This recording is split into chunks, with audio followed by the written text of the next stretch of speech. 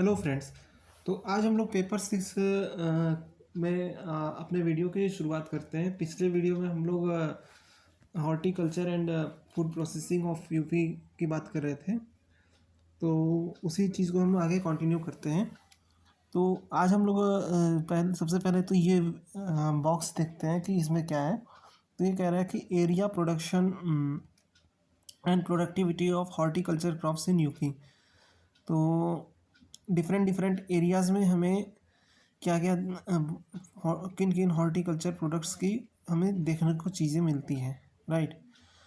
तो अगर हम हॉर्टिकल्चर क्रॉप्स की अगर बात करें तो इसके प्रोडक्शन में और इसकी प्रोडक्टिविटी में क्या क्या चीज़ें हैं। तो 2017-18 में अगर हम बात करें, एरिया जो था टोटल फ्रूट्स का वो 476.64 था, और इसमें जो है 1259.23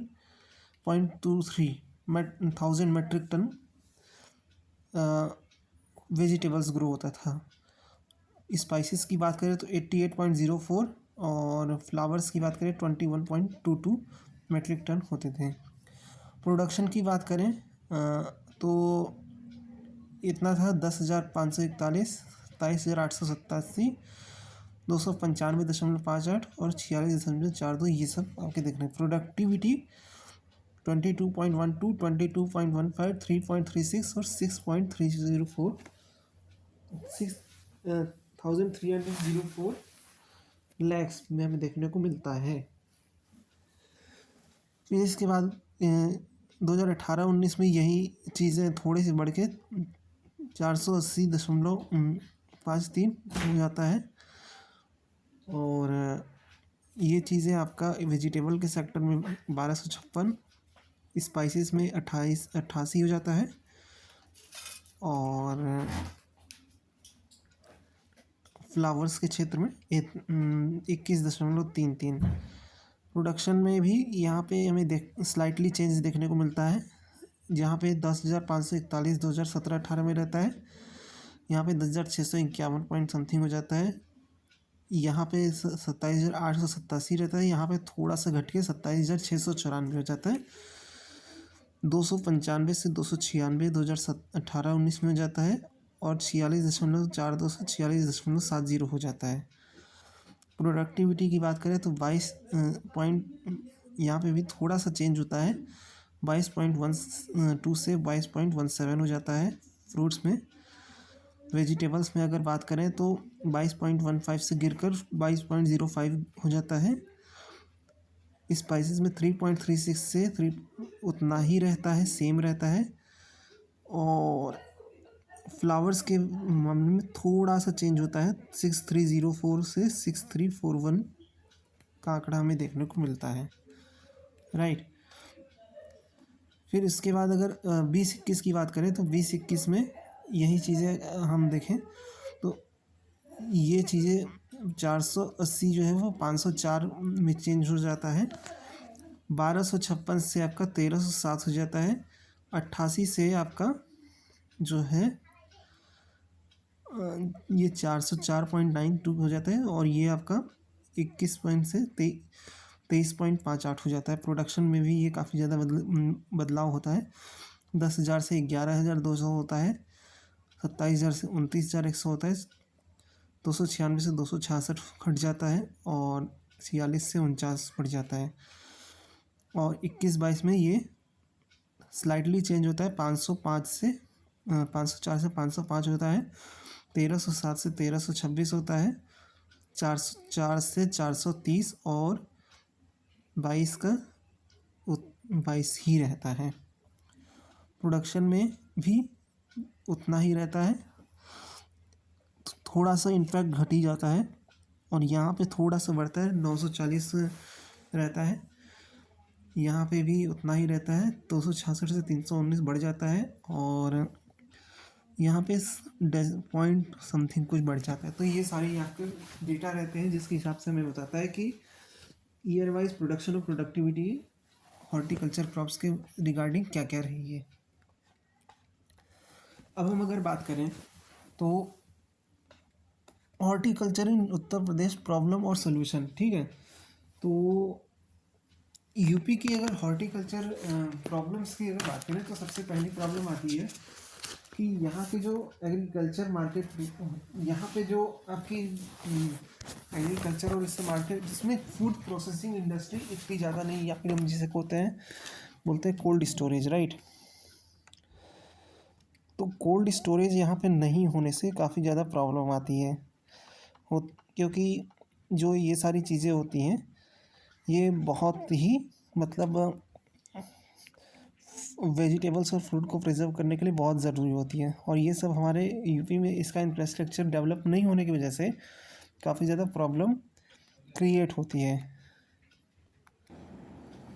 ठीक है, तो ये सारी समस्या है। उससे क्या होता है कि अब ये सारी चीज़ें तो फिर हॉर्टिकल्चर, चाहे सरकार कितने भी दावे कर ले कि हॉर्टिकल्चर के क्षेत्र में हम प्रमोट करेंगे, लेकिन हो नहीं पाता जब तक आपके पास इंफ्रास्ट्रक्चर होता नहीं है। Primarily horticulture marketing cooperative society are actively in working for the marketing of agriculture crops. Apart from this some other efforts are being made which have been succeeded to great extent in the field of horticulture. तो अभी तक मैंने आपको समस्या बताई थी, समस्या का समाधान क्या हो सकता है। तो पहला है efforts to increase production per unit area in fruit vegetable and potato cultivation. तो आलू, फल और सब्जियों के जो क्षेत्र हैं उसका एरिया बढ़ाएं और उसका उत्पादकता भी बढ़ाएं। दूसरा है effort to increase production of improved and disease free fruit. मतलब फ्रूट प्लांट और जो भी क्रॉप्स हैं हॉर्टिकल्चर क्रॉप्स, मतलब हॉर्टिकल्चर क्रॉप्स जो हम ग्रो करते हैं वो इम्प्रूव्ड होना चाहिए और डिजीज़ फ्री होना चाहिए, ये बहुत इंपॉर्टेंट है। तीसरा है promotion of product of fruits vegetables and flowers in field of small and marginal farmers. तो हॉर्टिकल्चर जो चीज़ें होती हैं ये आपने अक्सर देखा होगा कि जो वेस्टर्न यूपी है या फिर जो ऐसा एरिया जो जहाँ पे बड़े किसान हमें देखने को मिलते हैं वहाँ पे तो ग्रो होता है, लेकिन जो छोटे किसान होते हैं वो ऐसा नहीं कर पाते। तो इस चीज़ को हमें प्रमोशन यानी प्रोत्साहन देना चाहिए ताकि ये सारी चीज़ें जो छोटे किसान अगर ग्रो करें तो उनकी भी आय बढ़े। फिर है promotion to the production of exportable fruits, flowers and spices. तो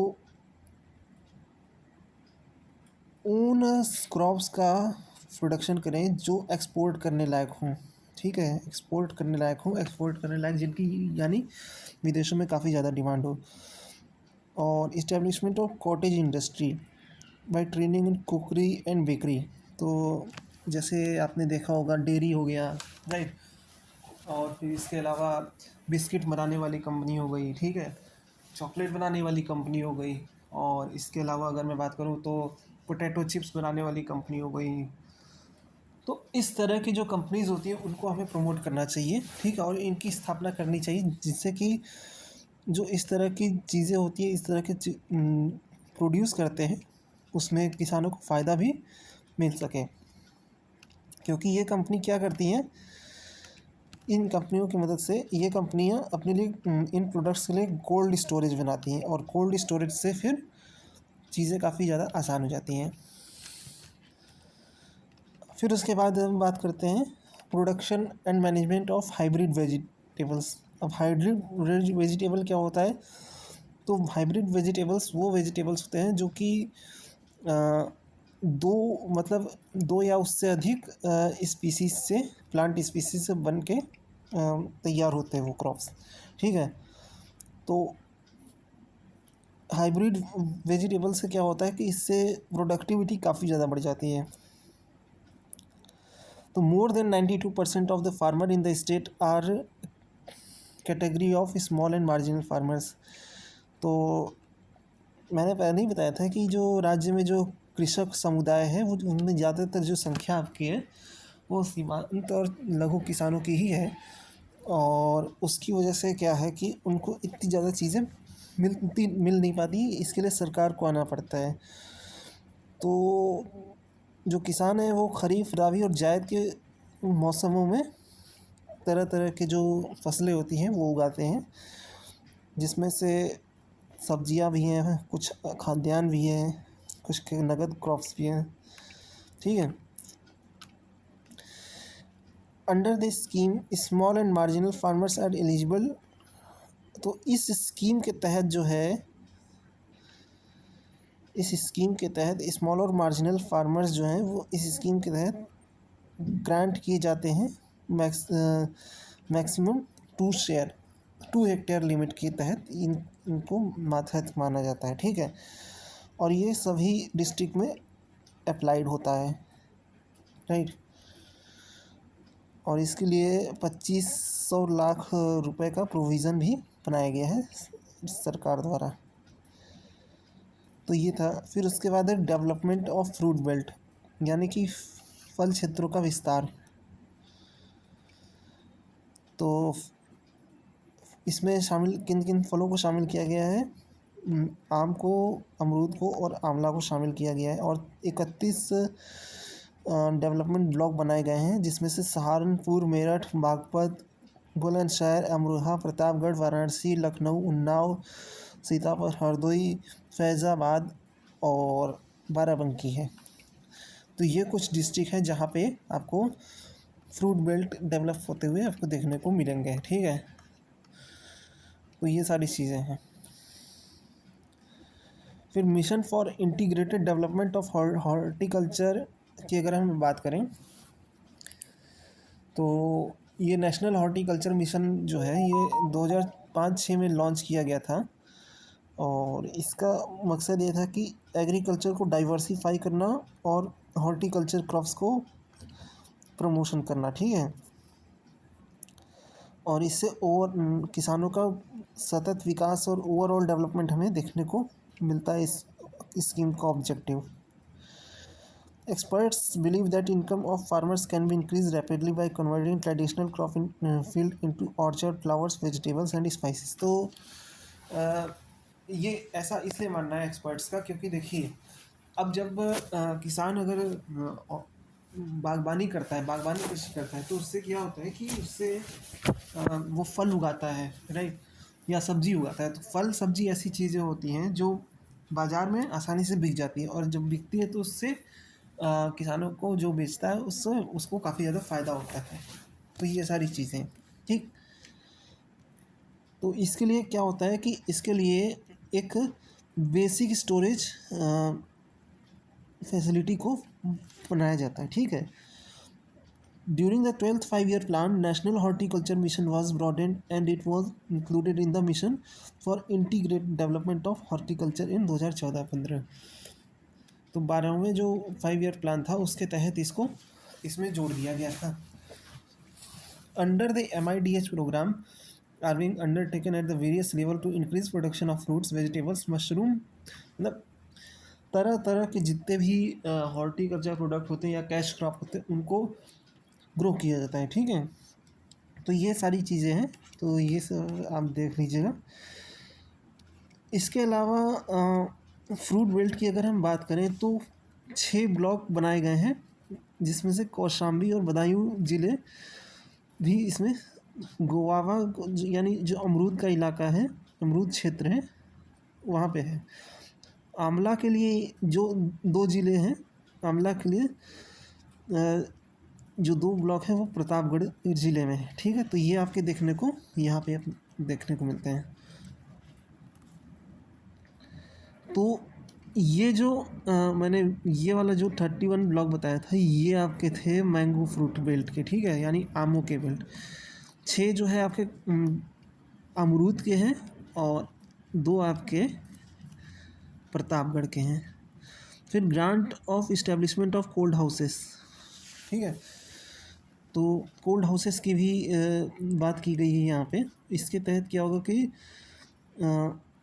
उत्तर Pradesh rank first in the country in terms of number of cold houses and their potential. तो इस लिहाज से अगर बात करें कोल्ड स्टोरेज के मामले में तो ये यूपी जो है सबसे पहला स्थान पे आता है, और ये पूरा 30% गवर्नमेंट इसका कॉस्ट बियर करता है, ठीक है,